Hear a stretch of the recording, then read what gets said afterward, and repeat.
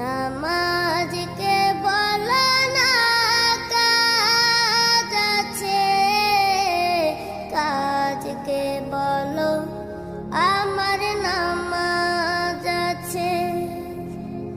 নামাজ বিহীন পরপারে কি জবাব দি